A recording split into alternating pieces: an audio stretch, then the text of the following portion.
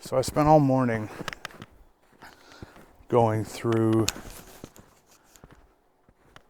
my camera bag, going through my settings, going through my lenses, taking dividers into the bag, taking them out of the bag, fitting new lenses.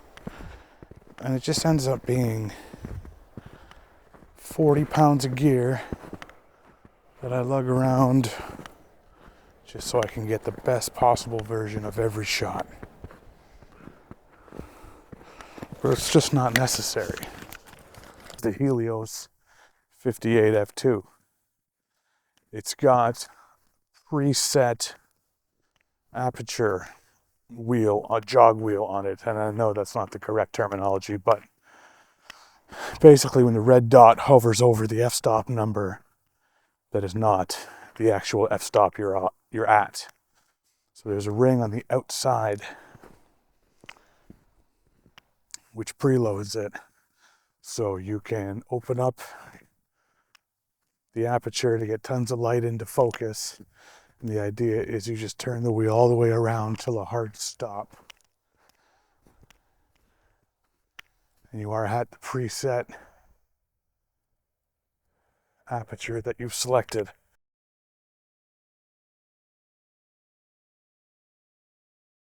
So I threw in some Porta 400. I figured I would just come out here and see what I could shoot.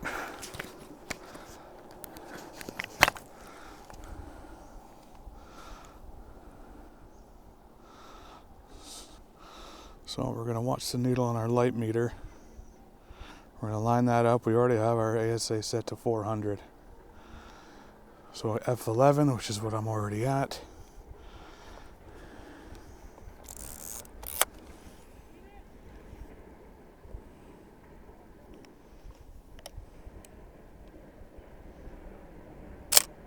And I would be absolutely lying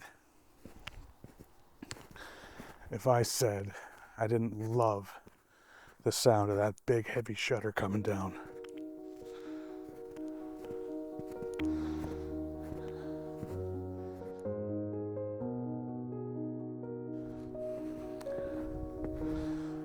So I learned photography on film. So when I'm talking, the exposure triangle, that's where I'm coming from personally. Because that's what I know. That's how I learned. While switching to digital, however, it's kind of a different way of thinking about it. Because you're trying to keep your ISO low. And, your shutter speed's exactly where you need them. And obviously, people like that creamy background. People like that nice out of focus background. So I find a lot of people dance around as wide open an aperture as they can get.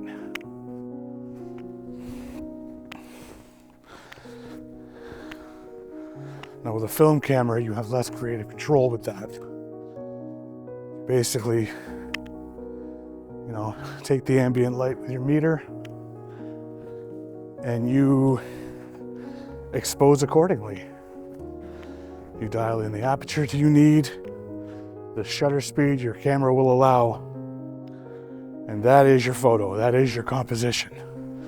This is why back in the film shooters relied a lot more on filters, because that was one of the only ways to have more flexibility over what you're doing.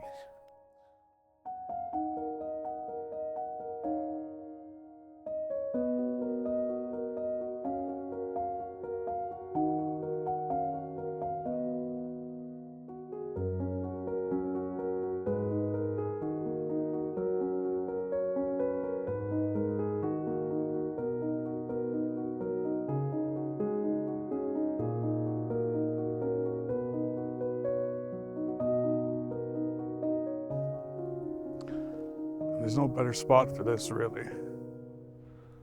I love coming out here. And it's 5 minutes from home.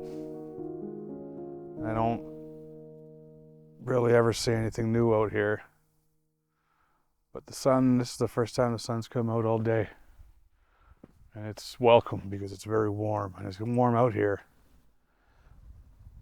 But today it was great. I didn't feel like technology was the way to do it today. I didn't feel like I wanted to worry about lenses and whatever else. I just wanted to get out and shoot, and this thing slows you down so much.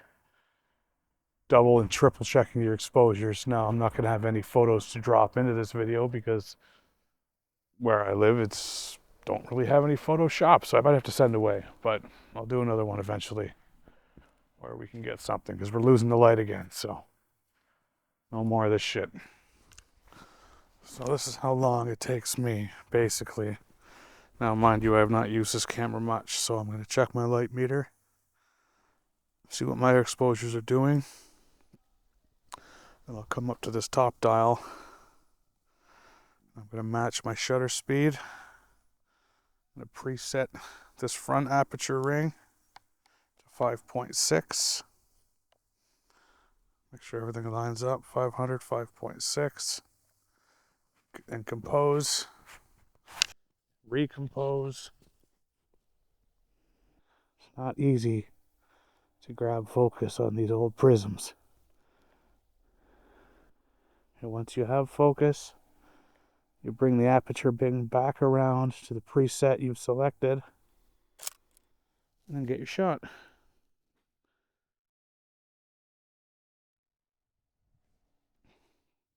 I often won't wind back my film to the next frame until I'm ready to use it again.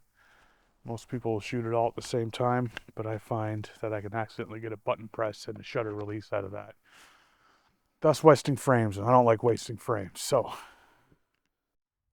again, it is a shame that I'm not going to be able to. What have I got today? Fuck, I'm only at 13 frames. So it is a little unfortunate. Obviously, I can't show anything I'm shooting. Now, if I was more professional, I would send them out, get them developed, and then the video would have to be digitized. But you know what? Just pulled this out of my ass today. I wasn't feeling it. I knew I wanted to go out. I knew I wanted to shoot. So I was playing my gear all morning. And you know, down south, if you want to go shoot something, man, there's always something to go see. Go to a street corner at any given time, and there's something to shoot. So today, when I walked by and saw the Zenith sitting on the shelf, it's just like, you know what? To hell with everything. You know, this is a beautiful landscape, but when it's gray and it's January, everything is black and white and gray anyway. So, do I need these big megapixel cameras in order to have fun today? No. I can slow all the way down. I can focus only on composition and exposure.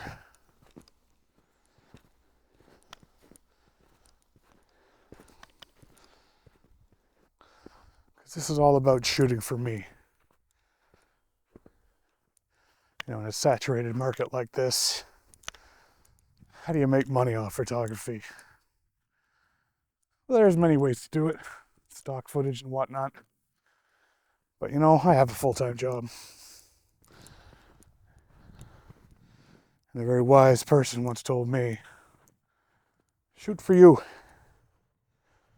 You know, shoot for you, and those with interests will come.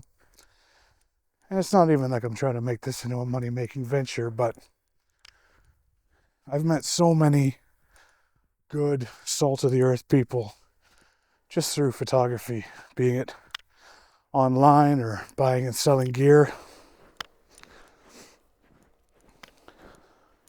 Really, the only friends I have are through cameras, cars, or work. And that's fine. That seems to be what it turns into as you develop a way through your 40s. Sorry, not 40s, not that old yet, 30s.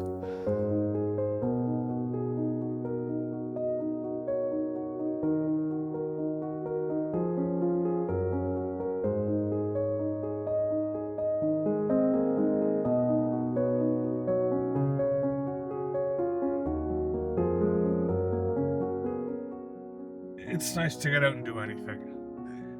Although it's not been overly cold this winter, it's been pretty good for us out here.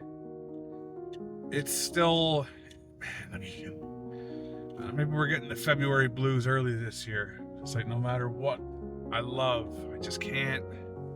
See, I even have inside hobbies that I absolutely love to do, and I'm just having a real hard time trying to find that motivation. I don't know if it's a time of year. I don't know what it is.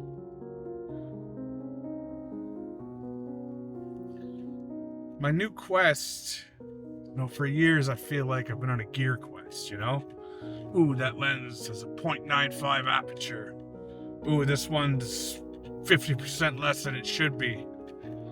And you'll find a million videos on the internet like this, so I'm not going to go all into the why you shouldn't buy gear, but you shouldn't, really. Like, it's fun to play with, and like, it's fun to be able to get some of these weird niche lenses that you can get some pretty cool results with modern cameras. But days spent only worrying about composition is, it pays dividends. It does. Because, I shoot all day today. Well, all day. I shot 15 photos. But, like, you're also, you're more subjective to the photos you take. Because you have this in the back of your mind that there's only so many. There's a finite amount of frames you can fit on this roll. And you're very aware of that. So you look for beauty or interesting shapes the way you might not necessarily normally do it. You rattle out 50 on a burst, then go home, pick the best one, dump 49 in the garbage, sometimes even all 50. And what does it give us? Well, wear on a shutter. So it's not always the most fulfilling either. Like, I always carry my gear with me. Today was a bit of an exception. I basically had a harness for my camera, and that's basically it. But it's very freeing to not have everything with you, to not have all your filters, to not have your telephoto when, a moose is walking through a creek, to not have all this stuff to fall back on.